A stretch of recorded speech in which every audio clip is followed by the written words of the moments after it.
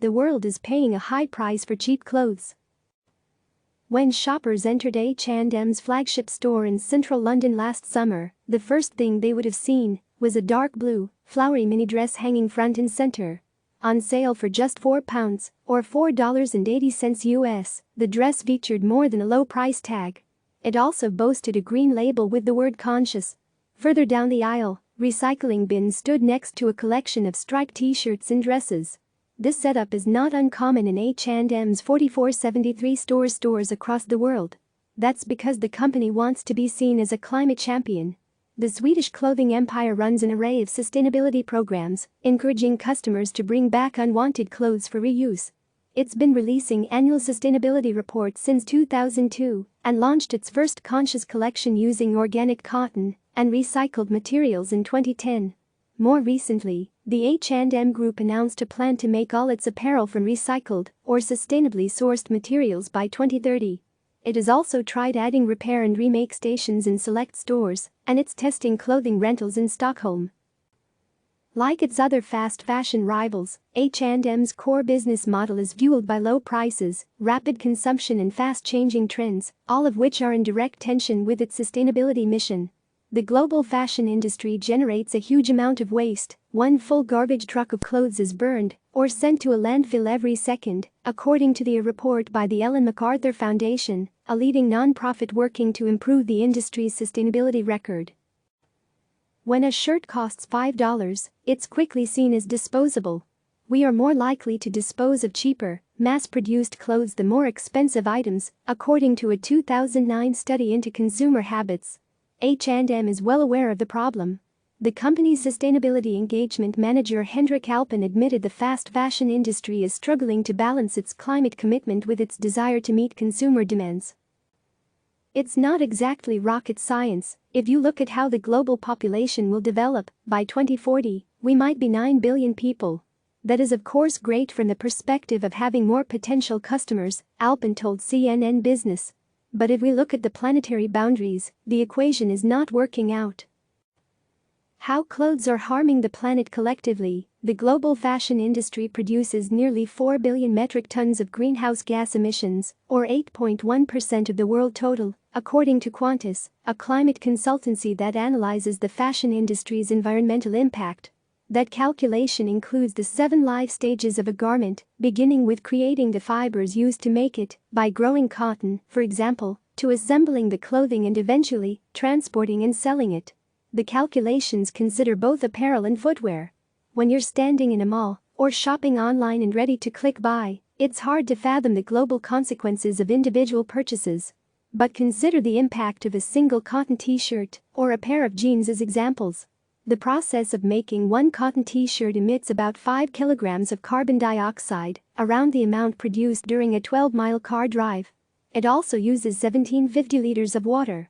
That's because cotton is a water-guzzling crop, Qantas told CNN Business.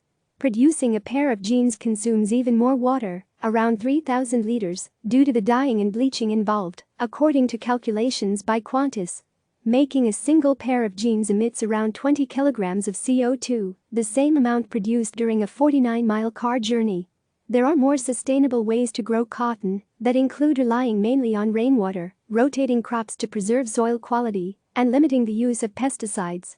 However, sustainable cotton remains a niche product, comprising only about 15% of the 2017 global total, according to the Cotton Up Initiative.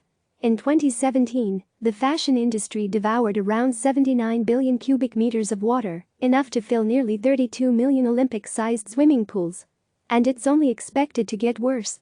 The Global Fashion Agenda and Boston Consulting Group expect the fashion industry's water usage will increase another 50% by 2030. That's a threat, they warn, particularly to cotton-producing countries, which are quickly running out of water. Researchers at the Twente Water Center at the University of Twente in the Netherlands say 4 billion people experience severe water scarcity for at least 1 month each year. Nearly half of those people live in India and China, the world's top 2 cotton producers. In Central Asia, another major cotton region, cotton farming is partly responsible for drying up the Aral Sea, once one of the 4 largest freshwater lakes in the world. JQUERY, FUNCTION, $. Image slider, 1,574,716,830,694.imageslider. Images before image http://i2.cdn.turner.com Next dam assets 190,523,103,516 RLC Lake Slider 2000.jpg after image http://i2.cdn.turner.com Next dam assets 190,523,103,601 RLC Lake Slider 2018.jpg before text 2000 after text 2018 title The RLC, located on the border between Kazakhstan and Uzbekistan, was once the world's fourth largest freshwater lake. It shrunk to just 10% of its original size by 2000 and continued drying up since. Credit NASA offset 0.67 horizontal true. It doesn't end with the production. Washing clothes can also have a detrimental effect on the environment, especially because of synthetic materials like polyester that contain plastic fibers. After frequent washes, those fibers break down into microplastics, which can make their way to oceans and harm marine wildlife. 60% of materials used by the industry are plastic fibers, and the equivalent of 50 billion plastic bottles are leaked into the ocean through garment wash every year, said Francois Sauchet, who leads the Ellen MacArthur Foundation's Make Fashion Circular program, which brings together all the key players to create more sustainable fashion. Denim manufacturer Levi Strauss is on a mission to change this. For years the company has been encouraging its customers to reduce the number of times they wash their jeans. A 2013 report commissioned by the company revealed that consumer care was responsible for 23% of water used in the life cycle of its jeans. Levi's also found a way to create its signature faded denim by using just a thimble of water and ozone gas instead of the traditional method, which can use up to 42 liters of water.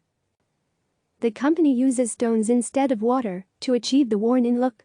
This technique has reduced the volume of water used in garment finishing by 96% since 2011, the company says. Sustainability comes at a high price. H&M launched its Conscious collection in 2010.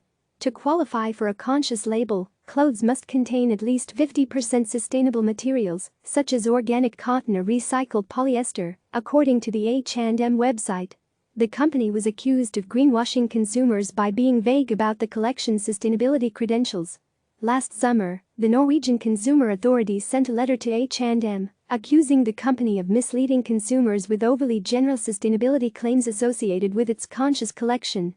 The NCA told CNN Business that the information on H&M's website did not specify the amount of recycled material used in each garment. "We think this is information that the consumer should have available as the clothing is marketed as recycled," said Elizabeth Lyre-Hogseth, NCA Director General. "You should know if this means 2% of the clothing material or 50%.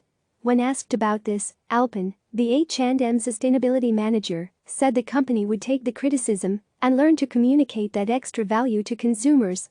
The Conscious collection includes items like a vegan pink jacket made from Pinatex, a leather-like material made out of pineapple waste and recycled polyester, rather than animal hides. The catch: it originally cost $299. That price tag, which stands out in a sea of otherwise super cheap clothes, illustrates a hard truth. Although H&M is making more of an effort to talk about climate change, it's hard to scale up sustainable practices and still keep prices low. Developed by leather goods specialist Carmen Hinojosa, Pinatex has become a sought-after material. Hinojosa has teamed up with a number of luxury designers, including Hugo Boss, Trussardi, and Eden, in addition to her H&M collaboration. She hopes to scale her company so Pinatex can eventually supply more apparel makers with a leather alternative at a lower price point. For now, she acknowledges the $299 H&M jacket is probably out of reach for many consumers. But she also told CNN Business that it's up to shoppers too to play their part by purchasing fewer and longer-lasting goods. "We consumers have a lot of power. I think we all know we don't need 20 t-shirts," she said. "Maybe it's better to pay a little bit more and have 2 t-shirts. I think we are much more aware," she added. People stop for 5 seconds and think, if I buy this, it's going to be a waste in 6 months' time. If I buy this, it's going to last longer, it costs more, but I am going to use it more. Throwaway fashion. Fast fashion companies produce billions of garments each year to provide their consumers with the latest trends. Critics, ranging from Greenpeace to the UK Parliament, say such mass production promotes the idea that clothes are disposable and encourages excessive waste. Over half of fast fashion items are thrown away in under a year, according to estimates by management consultancy giant McKinsey & Company. The problem is becoming apparent. In its 2019 Fixing Fashion report, the UK's House of Commons Environmental Audit Committee proposed that the government introduce a fast fashion tax to combat consumers' disposable mindset. The inquiry's tagline, "Fashion, it shouldn't cost the earth." The committee's overarching message was straightforward: people need to rethink the way they dress by buying fewer, but higher quality items that will last.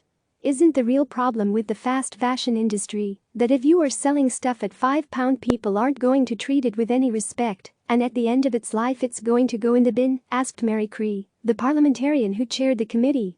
The proposed tax was tiny, just 1 pence, or about 1 US cent, per item. The lawmakers wanted to use the revenue to stop clothes from going to a landfill. And ultimately the government rejected the idea, saying it wanted to focus on eliminating single-use plastic first. Most used clothing isn't recycled. In a bid to play its part, H&M launched a recycling program in 2012, allowing customers to exchange unwanted clothes for discount vouchers. H&M's latest sustainability report stated that of the used garments it collected, 50% to 60% were sorted for rewear or reuse. About 35% to 45% were recycled to become non-fashion products like cleaning cloths or insulation materials, or made into new textile fibers. The remaining 3% to 7% that could not be recycled were burned for energy production. 0% ends up in landfill. The company aims to operate a 100% circular business model by 2030, which means ensuring that there is no end of life for materials, but creating a closed loop where everything is used as long and as often as possible and ultimately recycled, Alpin said.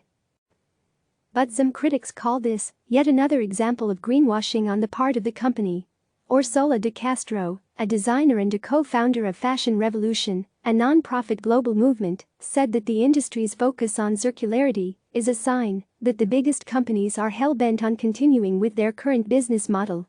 These brands know very well that just throwing a couple of millions at some experimental circularity project was not going to solve the problem, but it was going to give them the opportunity to say in the future, we can produce as much we want, you will be able to buy as much as you want, because ultimately, we will recycle everything. But that is absolutely not true, she said.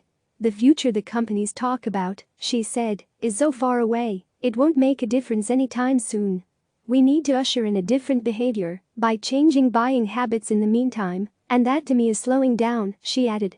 H&M Group says it collected more than 29,005 metric tons of unwanted clothing in 2019, but admits that for many types of textiles, viable recycling solutions either do not exist or are not commercially available at scale.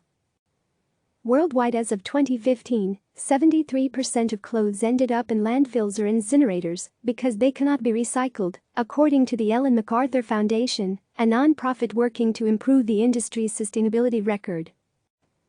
The main challenge is a lack of recycling infrastructure for textiles. Current technology only allows less than 1% of clothing to be recycled into new apparel, Francois Sauchet, who leads the Ellen MacArthur Foundation's Make Fashion Circular program, told CNN Business. He said the fashion industry should design clothes with end of use in mind by integrating recyclable materials, such as lyocell, a fiber made from biodegradable wood pulp. The products are not designed to be turned into new items or refreshed in style. The materials that are used mean you cannot economically recycle clothes, he added. Most experts in fashion companies acknowledge the task ahead is huge and will require a multitude of solutions and technology that is not yet available.